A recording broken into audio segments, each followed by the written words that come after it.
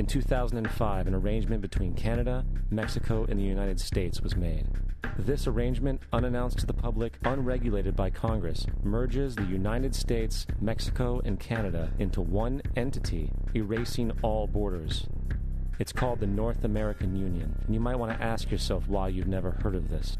In fact, there is only one mainstream reporter who has actually heard of and has had the courage to cover this issue. The Bush administration's open borders policy and its decision to ignore the enforcement of this country's immigration laws is part of a broader agenda. President Bush signed a formal agreement that will end the United States as we know it, and he took the step without approval from either the U.S. Congress or the people of the United States. It's a deal that few have even heard of. It's being done again by very few people at the very top on behalf of the investment class, but the working class of people, political officials across our country, from communities, from cities and so forth, they don't know anything about this. This isn't some trade agreement. It is a total removal of sovereignty from these countries, which will also result in a completely new currency called the Amero. Fall. Apart from that, I think one thing people who are dollar-based need to focus on is the Amero. That's the one thing that nobody's talking about that I think is going to have a big impact on everybody's life in Canada, the U.S., and Mexico. The Amero is the proposed new currency for the North American community, which is being developed right now between Canada, the U.S., and Mexico to make a borderless community, much like the EU, and the dollar, Canadian dollar, U.S. dollar, and the Mexican peso replaced by the Amero. By default of this agreement, the American Constitution will eventually be obsolete. You would think that a situation like this would be on the cover of every major newspaper. That is until you realize that the people who are behind this movement are the same people behind the mainstream media, and you are not told what you're not supposed to know. The North American Union is the same concept as the European Union, the African Union, and the soon-to-be Asian Union, and the same people are behind all of them. And, when the time is right, the North American Union, the European Union, the African Union, and the Asian Union will be merged together, forming the final stages of a plan these men have been working on for over 60 years. A one-world government.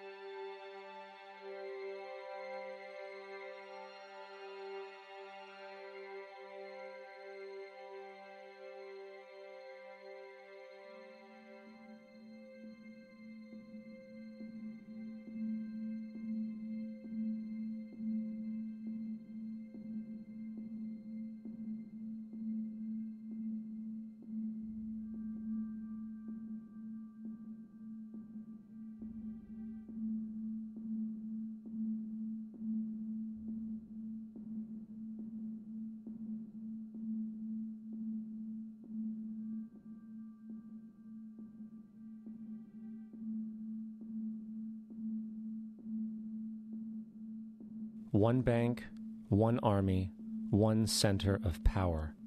And if we have learned anything from history, it is that power corrupts, and absolute power corrupts absolutely. This is Aaron Russo, a filmmaker and former politician. To his left is Nicholas Rockefeller of the infamous Rockefeller banking and business dynasty. After maintaining a close friendship with Nicholas Rockefeller, Aaron eventually ended the relationship, appalled by what he had learned about the Rockefellers and their ambitions. I got a call one day from an attorney woman I knew, and she said, "Would you like to meet one of the Rockefellers?" I said, "Sure, I'd love to." And we became friends, and he began to divulge a lot of things to me. So he said to me one night, he said that there's going to be an event there, and out of that event, you're going to see we're going to go into Afghanistan, so we can run pipelines from the Caspian Sea. We're going to go into Iraq to take the oil and establish a base in the Middle East, and we're going to go into Venezuela and try and get rid of Chavez. And the first two they've accomplished. Chavez they didn't accomplish. And he said you're going to see guys going into caves looking for looking for people that they're never going to find. You know, he was laughing about the fact that you have this war on terror. There's no real enemy. He's talking about how by having this war on terror, you can never win it because it's an eternal war. And so you can always keep taking people's liberties away. And I said, how are you going to convince people that this war is real? He said, but the media. The media can convince everybody it's real. I mean, you know, it's just that you keep talking about things. You keep saying it over and over and over again, and eventually people believe it. You know, you created the Federal Reserve in 1913 through lies. You create 9/11, which is another lie. Through 9/11, you're fighting a war on terror, and now all of a sudden you go into Iraq, which was another lie, and now they're going to do Iran. You know, and it's all one thing leading to another, leading to another, leading to another. Now, I would say, what are you doing this for? What's the point of this thing? You have all the money in the world you ever want. You have all the power. I said, you know, you're hurting people. It's not a good thing. And he would say, what do you care about the people for? Take care of yourself and you take care of your family. And then I said to him, what are the ultimate goals here? He said, the ultimate goal is to get everybody in this world chipped with the RFID chip, and have all money be on those chips and everything on those chips. And if anybody wants to protest what we do or violate what we want, we just turn off that chip. That's right, microchipped. In 2005, Congress, under the pretense of immigration control and the so-called war on terrorism, passed the Real ID Act, under which it is projected by May 2008, you will be required to carry around a federal identification card, which includes on it a scannable barcode with your personal information. However, this barcode is only an intermediary step before the card is equipped with a VeriChip RFID tracking module, which will use radio frequencies to track your every move on the planet. If this sounds foreign to you, please note that the RFID tracking chip is already in all new American passports. And the final step is the implanted chip, which many people have already been manipulated into accepting under different pretenses. We have a Florida family who are really pioneers in a brave new world. They have volunteered to be the first ever to have microchip identification devices implanted into their body. After 9/11, I was really concerned with the security of my family. I wouldn't mind having something planted permanently in my arm that would identify me. In the end, everybody will be locked into a monitored control grid where every single action you perform is documented. And if you get out of line, they can just turn off your chip, for at that point in time, every single aspect of society will revolve around interactions with the chips. This is the picture that is painted for the future if you open your eyes to see it.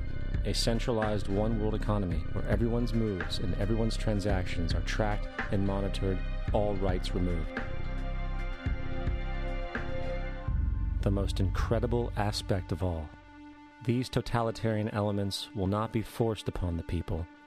The people will demand them. For the social manipulation of society through the generation of fear and division has completely detached humans from their sense of power and reality. A process which has been going on for centuries, if not millennia. Religion, patriotism, race, wealth, class, and every other form of arbitrary, separatist identification and thus conceit has served to create a controlled population, utterly malleable in the hands of the few. Divide and conquer is the motto, and as long as people continue to see themselves as separate from everything else, they lend themselves to being completely enslaved. The men behind the curtain know this, and they also know that if people ever realize the truth of their relationship to nature and the truth of their personal power, the entire manufactured zeitgeist they prey upon will collapse like a house of cards.